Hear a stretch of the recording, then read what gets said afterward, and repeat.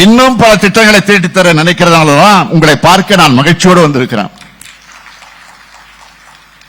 நம்முடைய மாண்புமிகு அமைச்சர் சிவசங்கருடைய கோரிக்கைகளை ஏற்று முக்கியமான திட்டங்கள் சிலவற்றை இப்போ இந்த மேடையில் அறிவிக்க இருக்கிறேன்.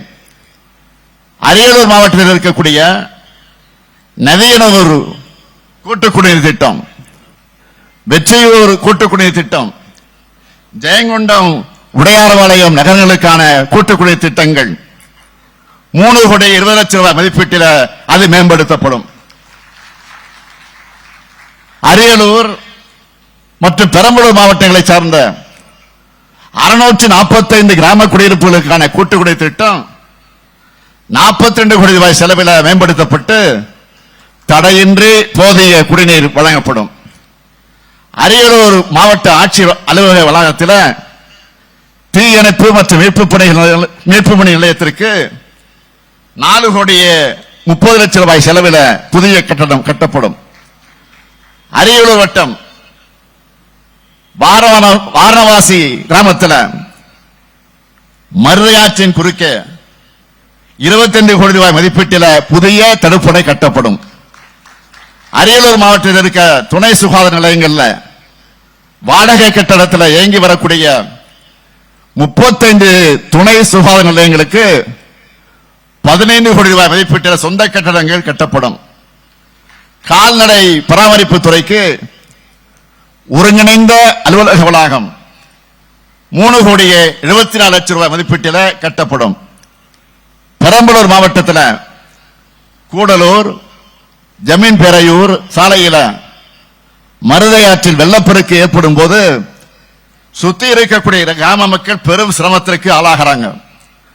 இவங்களுக்கு பயனளிக்கக்கூடிய வகையில் 24 கோடி ரூபாய் செலவில் மருதையாற்றின் குறுக்கே உயர்வட்டம் பாலம் அமைக்கப்படும். வெங்காய உற்பத்தியில் முன்னிலை இருக்கக்கூடிய பெரம்பலூர் மாவட்ட விவசாயிகள் பயன்பெறக்கூடிய வகையில் புதிய வெங்காய விற்பனை மையம் அமைக்கப்படும். அரசு பள்ளி மாணவர்களுக்கு உயர்தர கல்வி பயிற்சிகள் வழங்குகிற அரசு மாதிரி மேல்நிலைப் பள்ளி பெரம்பலூர்ல வாடகை கட்டடத்தில் இயங்கி வருது. இந்த பள்ளியை மேம்படுத்தக்கூடிய வகையில் 56 கோடி ரூபாய் செலவில் புதிய வகுப்பறை மற்றும் விடுதி கட்டடங்கள் கட்டப்படும்.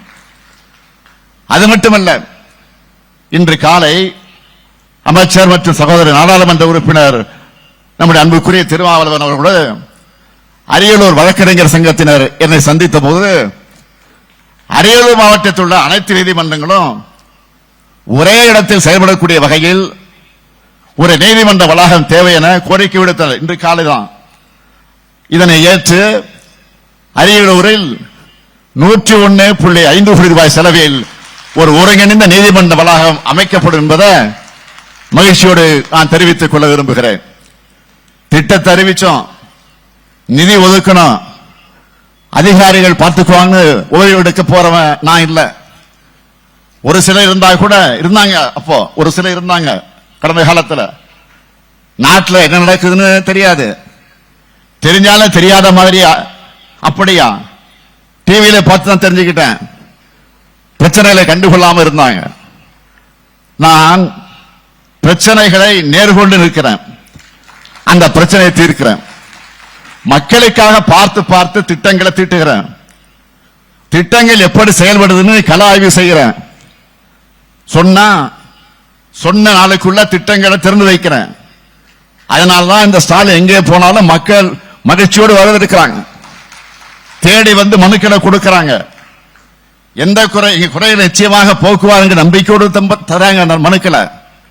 அந்த நம்பிக்கையை நான் என்னாலும் காப்பாற்றுவேன் உறுதி தருகிறேன். தமிழ்நாட்டு மக்கள் என் மேலையும் திமுக மேலே வச்சிருக்கக்கூடிய நம்பிக்கையும் அளவில்லாம பொழியக்கூடிய அன்பையும் எதிர்கட்சி தலைவராக இருக்கக்கூடிய மாண்புமிகு பழனிசாமி அவர்களுக்கு கொஞ்சம் கலக்கத்தை ஏற்படுத்தி இருக்கு. கொஞ்சம் நிறைய கலக்கத்தை ஏற்படுத்தி இருக்கு. எங்க மக்கள் இன்றைக்கு எப்படியெல்லாம் வரவேற்பு தருகிறார் என்பதை அவங்க பார்க்கிறாங்க.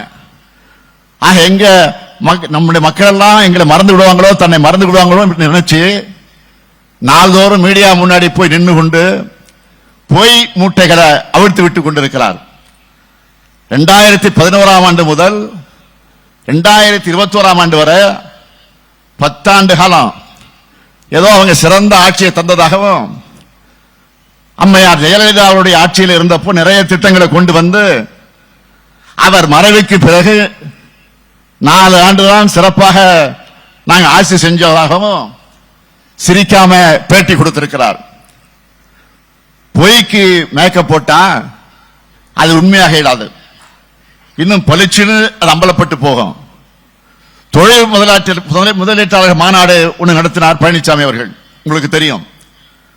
3 லட்சம் கோடி ரூபாய் முதலீட்ட தமிழ்நாட்டுக்கு கொண்டு வந்து சேர்த்துட்டேன்னு பெருமையோடு பேசினார். நான் கேட்கிறேன், மாண்புமிகு எதிர்க்கட்சி தலைவராக இருக்கக்கூடிய பழனிசாமி அவர்களே, நீங்க நடத்தின முதலீட்டாளர் மாநாடு மூலமா எவ்வளவு முதலீடுகள் வந்துச்சு? இதனால வேலை வாய்ப்பு பெற்றவங்க எத்தனை பேர்? இதையெல்லாம் புள்ளி விவரத்தோட உங்களால் சொல்ல முடியுமா? வந்தவங்களே விரட்டிட்டாங்க. ஏன்னா கரப்ஷன், கமிஷன், கலெக்ஷன். அந்த ஆட்சிக்கு பயந்து தமிழ்நாட்டை விட்டு ஓடி போனவங்க பல பேர்.